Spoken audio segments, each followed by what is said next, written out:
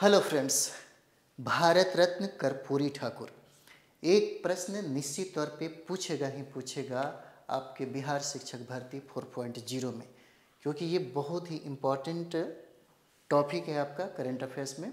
क्योंकि जितने भी भारत रत्न मिला हुआ है उनके व्यक्तित्व से लेकर के सवाल पूछेगा ही पूछेगा।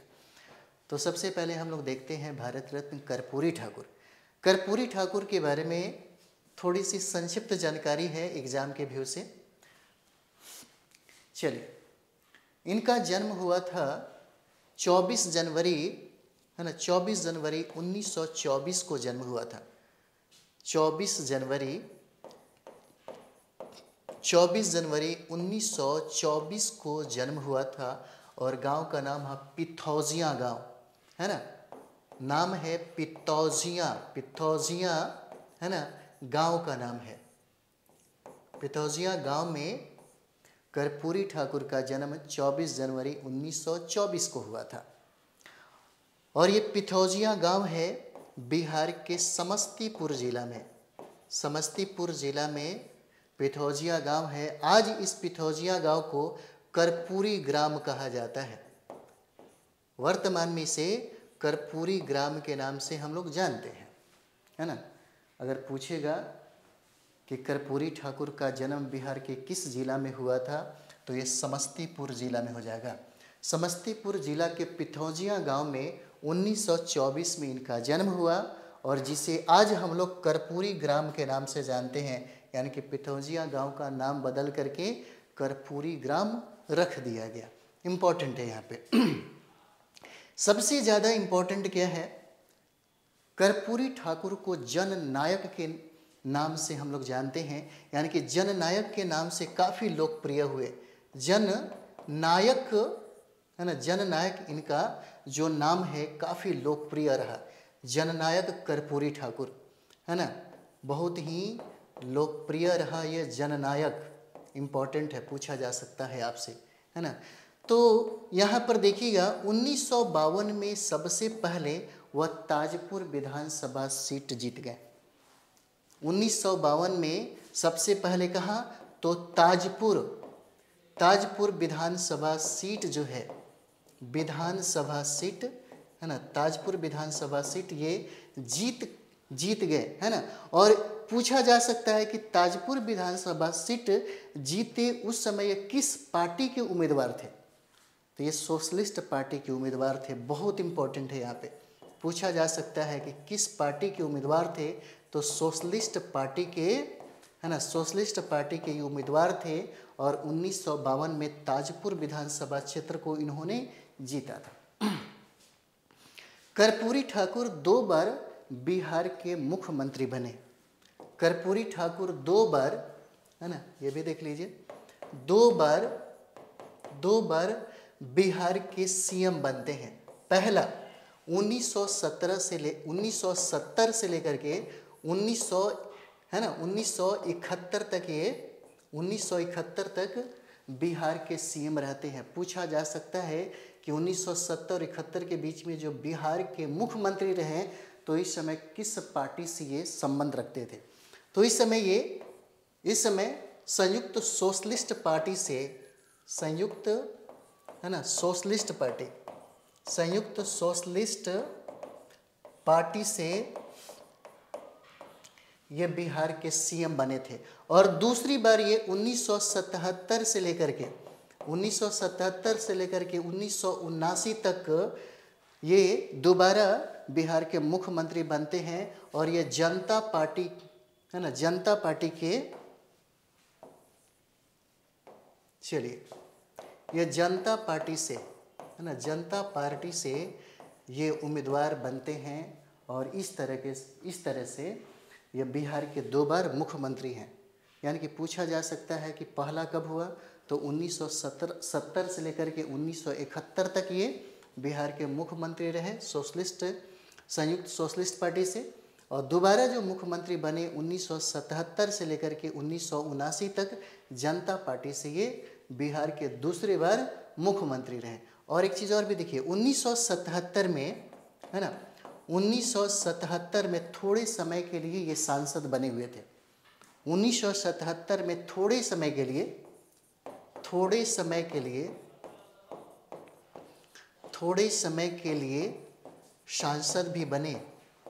सांसद बने थोड़े समय के लिए। एक बहुत इम्पोर्टेंट है, जब ये बिहार के शिक्षा मंत्री बने, चलिए ये भी हम लोग देखते हैं, 1967 है ना, 1967 और 1968 के समय में ये बिहार के शिक्षा मंत्री थे। तो शिक्षा मंत्री यानी कि कार्यकाल के समय में इन्होंने मैट्रिक में अंग्रेजी की अनिवार्यता को ही इन्होंने समाप्त कर दिया। शिक्षा मंत्री के पद पर रहे कब? 1967 से 1968 में जब शिक्षा मंत्री थे तब इन्होंने मैट्रिक से, यानी कि मैट्रिक में इन्होंने अंग्रेजी की अनिवार्यता को क्या कर दिया? समाप्त कर दिया। अनिवार्यता को इन्होंने समाप्त कर दिया। इम्पोर्टेंट है, समाप्त कर दिया। कब? 1967-68 में ये शिक्षा मंत्री थे। जब ये शिक्षा मंत्री बने तो मैट्रिक में अंग्रेजी की अनिवार्यता को इन्होंने समाप्त कर दिया। और इतना ही नहीं, 1970 में देखिएगा, 1970 में पूर्ण शराबबंदी लागू करते हैं। बिहार में पूर्ण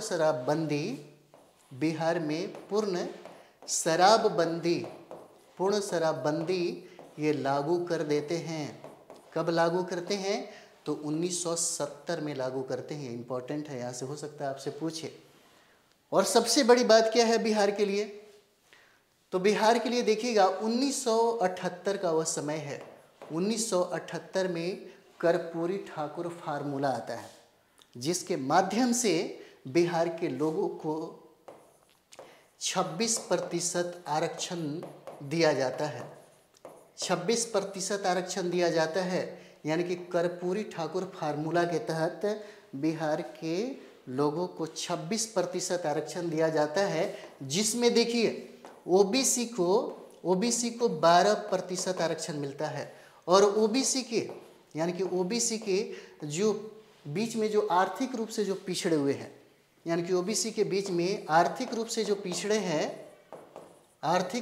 पिछड़े हुए हैं उनको 8% का आरक्षण मिलता है। और इतना ही नहीं, महिला को भी 3% का आरक्षण मिलता है। महिला को भी 3% का आरक्षण मिलता है। और सबसे इम्पोर्टेंट क्या है कि यहाँ पर जो स्वर्ण जाति के जो लोग हैं, यानी कि स्वर्ण जाति के जो गरीब लोग हैं उनको भी यहाँ पर 3% का आरक्षण दिया जाता है। इस तरह से काउंट करिएगा तो 26% आरक्षण हो जाता है। और कर्पूरी ठाकुर फार्मूला के तहत ही यह आरक्षण का प्रावधान यहाँ पे इन लोगों को सामाजिक उत्थान के लिए किया जाता है। 1978 में 26% की आरक्षण दी जाती है ना। उसके बाद जो इम्पोर्टेंट है, जो पूछा जा सकता है आपसे, अभी यानी कि कर्पूरी ठाकुर को भारत रत्न से सम्मानित किया गया। यह भारत का सबसे बड़ा यानी कि सर्वोच्च नागरिक सम्मान है। पूछा जा सकता है कि राष्ट्रपति के द्वारा, है ना, यानी कि ये भारत रत्न की उपाधि जब इनको मिली तो ये कौन सा क्रम था? क्रम पूछा जा सकता है आपसे। यानी कि कर्पूरी ठाकुर 49वां व्यक्ति हैं जिनको भारत रत्न से सम्मानित किया गया। और इनके साथ वो 4 लोग थे, वो भी नाम देख लीजिए। जैसे लाल कृष्ण आडवाणी को भी दिया जाता है, लाल कृष्ण आडवाणी को भी भारत रत्न दिया जाता है। दूसरा व्यक्ति है जिनका नाम है चौधरी चरण सिंह, चौधरी चरण सिंह को भी भारत रत्न की उपाधि दी जाती है। और तीसरा व्यक्ति है नरसिम्हा राव को भी यह उपाधि प्राप्त होता है। और एक और है जिनका नाम है MS स्वामीनाथन। इस तरीके से 5 लोगों को भारत रत्न से सम्मानित किया जाता है।